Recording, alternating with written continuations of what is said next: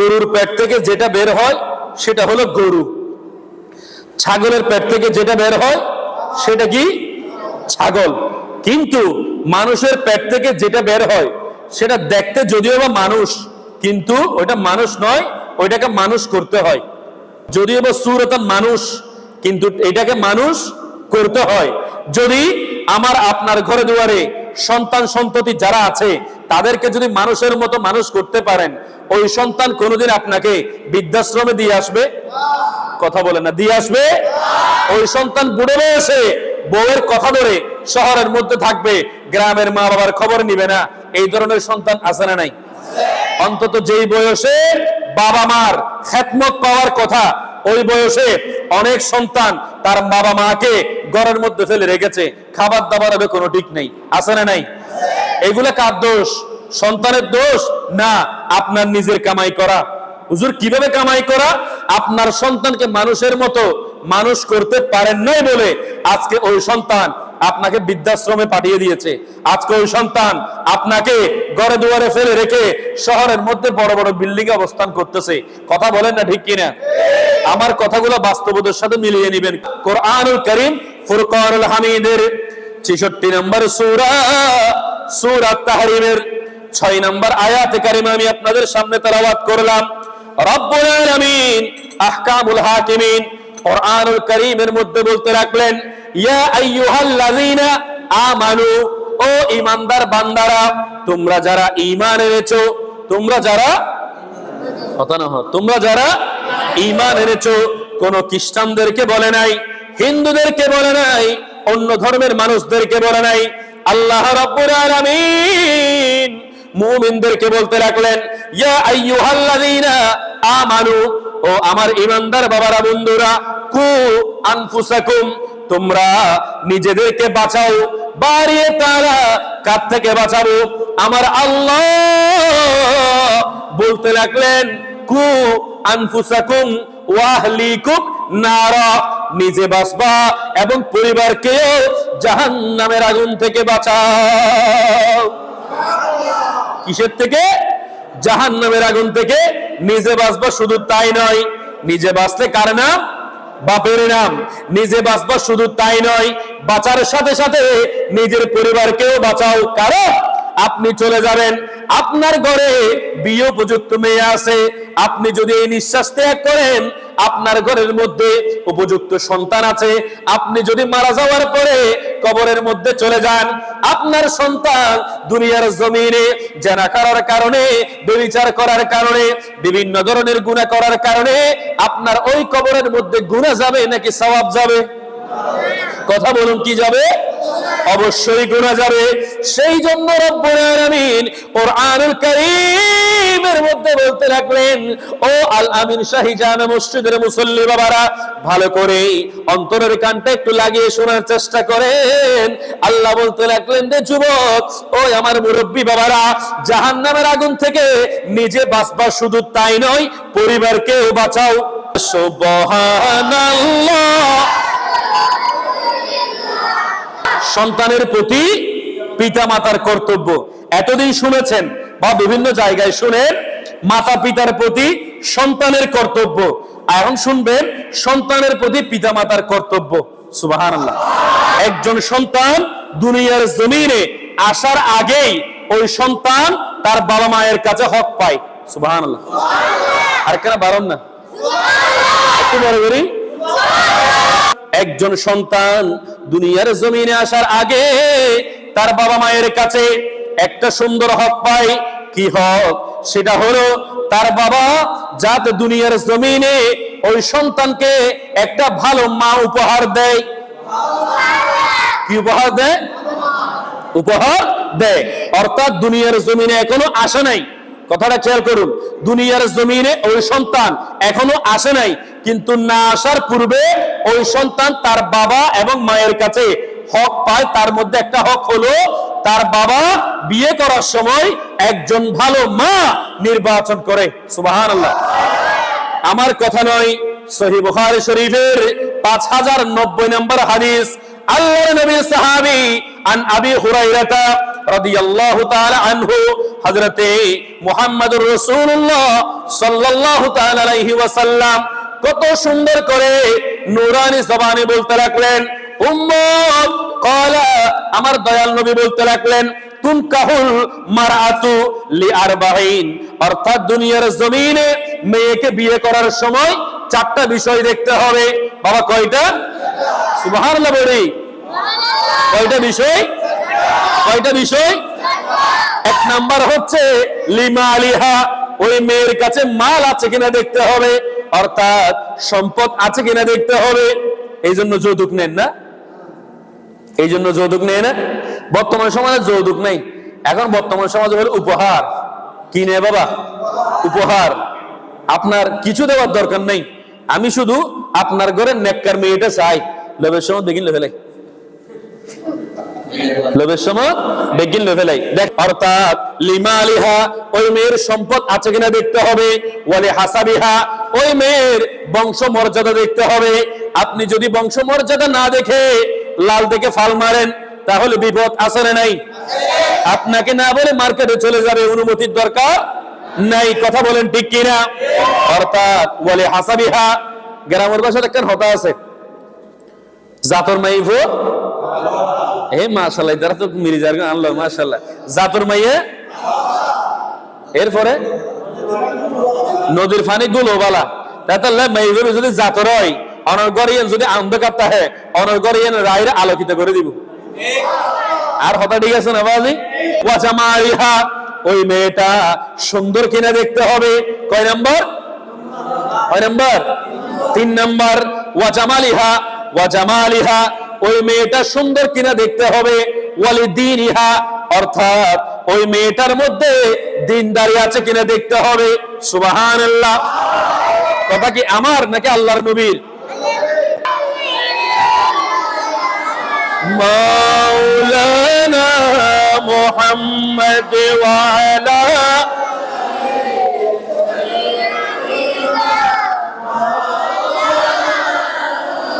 আমার প্রাণপ্রিয় আশিক রাসূল ভাইরা, আপনাদেরকে যে হাদিসে মুবারাকা বললাম, এই হাদিসে মুবারাকার মধ্যে আল্লাহর নবী রাহমাতুল লিল আলামিন নবী বলতে লাগলেন, উম্মত দুনিয়ার জমিনে বিয়ে করার সময় চারটা বিষয় দেখতে হবে। এক নম্বরে হচ্ছে লিমালিহা, ওই মেয়ের সম্পদ আছে কিনা দেখতে হবে। 2 নম্বরে হলো ওয়ালি হাসাবিহা, ওই মেয়ের বংশ মর্যাদা দেখতে হবে। 3 নম্বরে হচ্ছে ওয়াজামালিহা, ওই মেয়ে সুন্দর আছে কিনা দেখতে হবে। ওয়ালি দিনিহা, ওই মেয়ের মধ্যে দিনদারি আছে কিনা দেখতে হবে। এরপরে বলতেছেন ফাজফার বিযাতিদ দীনি তারিবাত ইয়াদাকা, এই চারটা গুণের মধ্যে ওই মেয়েটার মধ্যে যদি দিনদারি থাকে, এই উম্মত শুনে রাখো, জেনে রাখো, যদি ওই মেয়েটার মধ্যে দিনদারি থাকে, ওই মেয়েটা যদি পরহেজগারী হয়, ওই মেয়েটা যদি আল্লাহর কোরআন তেলাওয়াত করতে পারে, ওই দিনদারিকে যদি তুমি প্রাধান্য দিয়ে দাও, তাহলে তোমার জন্য ভালো। আর যদি তুমি প্রাধান্য না দাও, তুমি দুনিয়ার জমিনে ক্ষতিগ্রস্ত হবে, দুনিয়ার জমিনে ক্ষতিগ্রস্ত হবে। চারটা গুণের কথা বলা হয়েছে, ওই চারটা গুণের মধ্যে দিনদারিকে যদি আপনি প্রাধান্য দেন, তাহলে আপনি সফল হয়ে যাবেন। বড় করে বলেন, আরো একটু জবান করে বলেন সুবহানাল্লাহ। আব্দুল্লাহ ইবনে আমর আন্না রাসূলুল্লাহ সাল্লাল্লাহু তাআলা আলাইহি ওয়াসাল্লাম ক্বালা, আমার দয়াল নবী বলতে লাগলেন, আদ-দুনিয়া মাতাউন, অর্থাৎ এই দুনিয়াটা হলো ভোগের জায়গা, এই দুনিয়াটা হলো ভোগ বিলাসের জায়গা, উপভোগের জায়গা। ওয়া খায়রু মাতাঈদ দুনিয়া আল মারআতুস সালিহা, বড় করে বলেন সুবহানাল্লাহ। উম্মত দুনিয়ার জমিনটা হলো ভোগ বিলাসের জায়গা, এই দুনিয়ার জমিনটা হলো উপভোগের জায়গা। কিন্তু উম্মত দুনিয়ার জমিনে এই যে উপভোগ করবা, সব চাইতে উত্তম উপভোগের জিনিস হলো আল মারআতুস সালিহা, একজন নেককার নারী। যার ঘরের মধ্যে নারী ঠিক আছে, যার ঘরের মধ্যে বউ ঠিক আছে, ওই ঘরটা হলো শান্তিপূর্ণ ঘর। কথা বলেন না ঠিক কিনা? আমাদের সমাজে বিভিন্ন ঘর আছে না নাই? যাদের ঘরে শুরু হয় ফজরের নামাজ দিয়ে, যাদের ঘর শুরু হয় তাহাজ্জুদের নামাজ দিয়ে। কথা বলেন না ঠিক কিনা? আবার অনেক পরিবার এমনও আছে যে ঘরের মধ্যে টি-20 ম্যাচ চলে। আছে না নাই? ওরে মায়ের বউ জামাইরে মারের, জামাই বউরে মারের, তারা হার ভিতরে হন প্রতিযোগিতা করিব পুরো জনসিনা বিশ্বকার হার হন ডাইরেক্ট, আছে না নাই? ওনারা হন না, আছে না নাই? ওই ঘরের মধ্যে খোদার লানত, কথা বলেন ঠিক কিনা? সেই ঘরের মধ্যে স্বামী তার স্ত্রীকে সম্মান করবে, স্ত্রী তার স্বামীকে সম্মান করবে, একজন আরেকজনের সাথে সুন্দর সুন্দর কথা দিয়ে কথা বলবে, সুন্দর সুন্দর ভাবে চলাফেরা করবে। তাহাজ্জুদের জন্য স্ত্রী আগে উঠে যাবে অথবা স্বামী আগে উঠে যাবে। স্ত্রী যদি উঠে যায়, স্বামীকে বলবে, স্বামী আর দেরি করিয়েন না, অনেক ঘুমিয়েছেন, আপনি তাড়াতাড়ি উঠে যান, আসুন আমি এবং আপনি একসাথে এক জায়নামাজের মধ্যে তাহাজ্জুদের নামাজ আদায় করব। সুবহানাল্লাহ। বিষয়টা ভাবতে কিরকম লাগতেছে? যদি আপনি আপনার বউয়ের সাথে রাত্রে যখন একেবারে গভীর হয়, ওই অবস্থায় আপনার বিবিকে নিয়ে এক জায়নামাজের মধ্যে যদি আপনি তাহাজ্জুদের নামাজ আদায় করেন, বিষয়টা কিরকম একটু চিন্তা করে দেখেন। বড় করে বলেন না আল্লাহ আমল করার তৌফিক দান করুক। বড় করে বলেন না। বহুত ঘরের মধ্যে তাহাজ্জুদ অনেক দূরের কথা, দিনের 10টা বাজার কিন্তু হবেন নাই, আছে না এরকম ঘর? আজকের ওয়াজ থেকে আপনারা আমল করার চেষ্টা করবেন। ওয়াজ তো শুনেন অনেক, কিন্তু আমল করাটা হলো সার্থকতা, ঠিক কিনা বাবা? আসুন বাবারা, বন্ধুরা, এই দুনিয়ার জমিনটা হলো ভোগের জায়গা।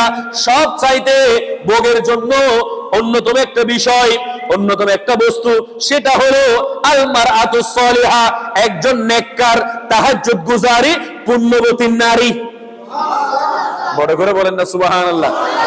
এরপরে আমি আপনাদেরকে ভালো মা, একজন ভালো মা আপনারা নির্বাচন করার চেষ্টা করবেন।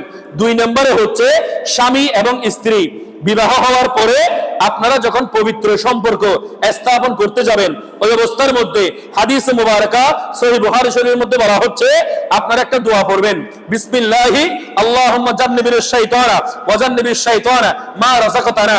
এই দোয়াটা যারা পড়বে, পড়ার সাথে সাথে অর্থাৎ পবিত্র সম্পর্ক আপনি যখন স্থাপন করতে যাবেন, ওই সন্তান যেটা দুনিয়ার জমিনে আসবে, ওই সন্তানকে আল্লাহ রাব্বুল আলামিন দুনিয়ার জমিনে শয়তানের ওয়াসওয়াসা থেকে দূরে রাখবে।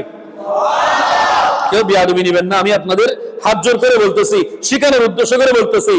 আপনি যখন পবিত্র সম্পর্ক স্থাপন করতে যাবেন, ওই অবস্থায় যদি এই দোয়াটা পড়েন, আল্লাহর নবী রাহমাতুল্লিল আলামিন নবী বলতে রাখলেন, উম্মত এই দোয়াটা পড়ে যদি তোমরা অর্থাৎ মিলনের সম্পর্ক শুরু করো, তাহলে তোমাদের ওই অনাগত সন্তানকে আল্লাহ রাব্বুল আলামিন দুনিয়ার জমিনে শয়তান থেকে দূরে রাখবেন।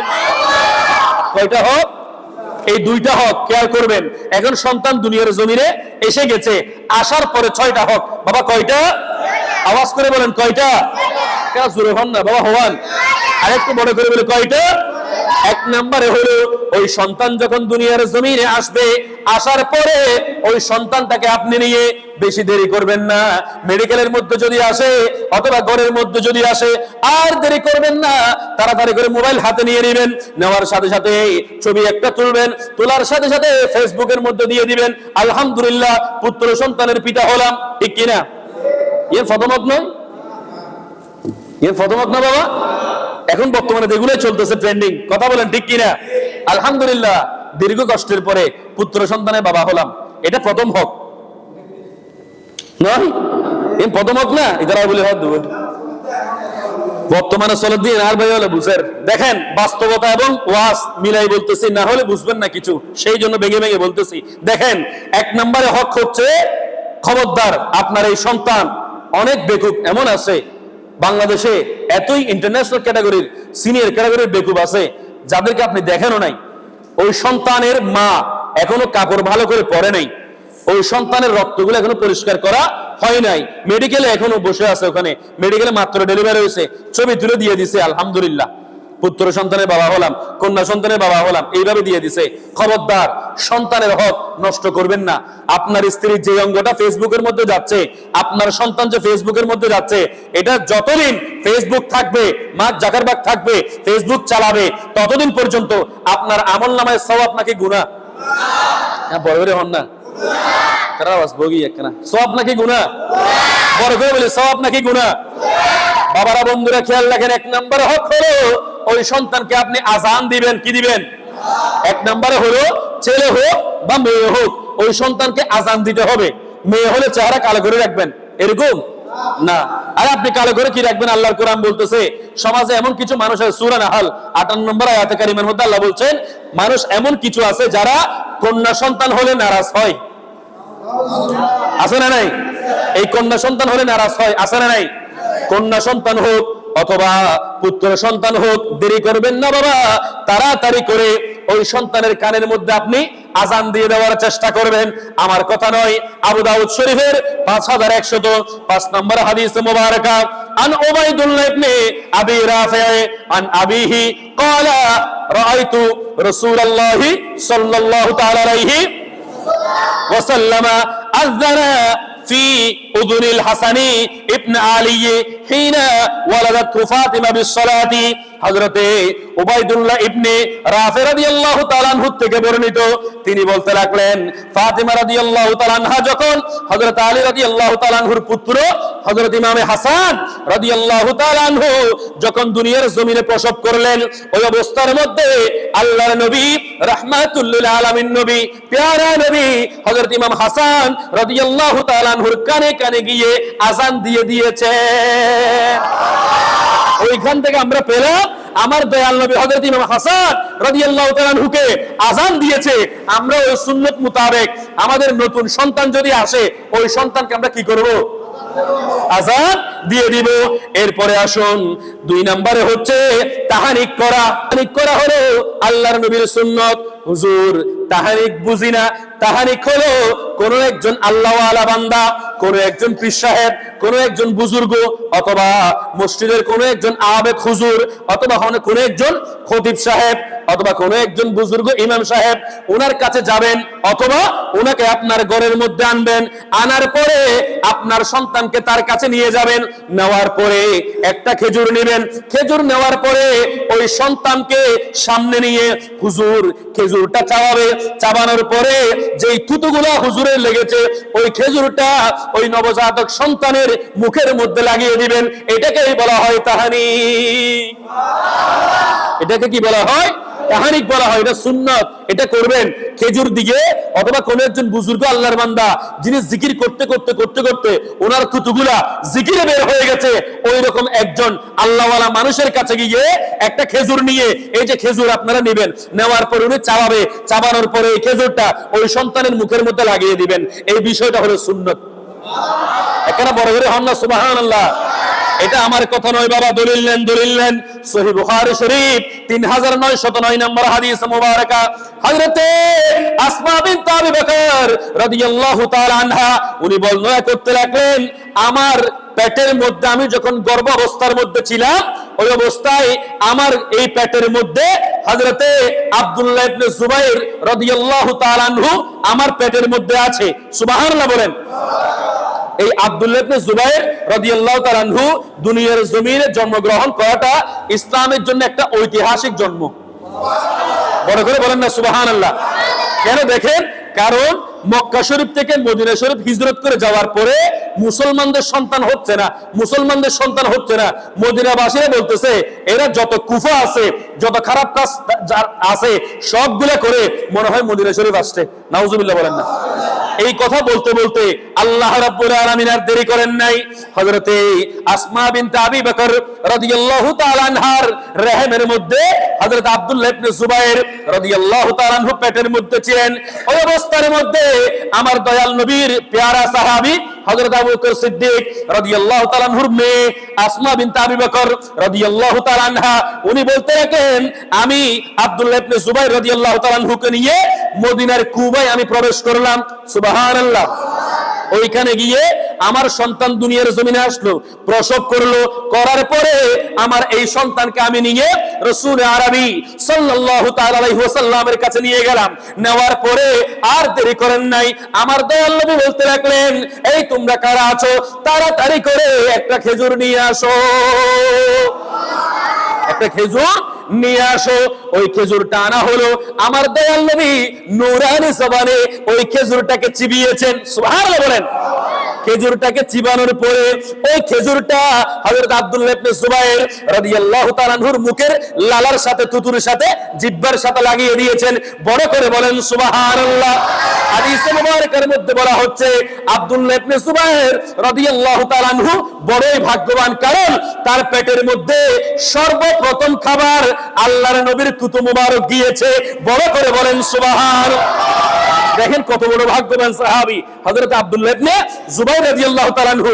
উনি জন্মের পরে সর্বপ্রথম খাবারটা আল্লাহর নবীর থুতু মুবারক লাগানো খেজুর গিয়েছে। বড় করে বলেন না সুবহানাল্লাহ।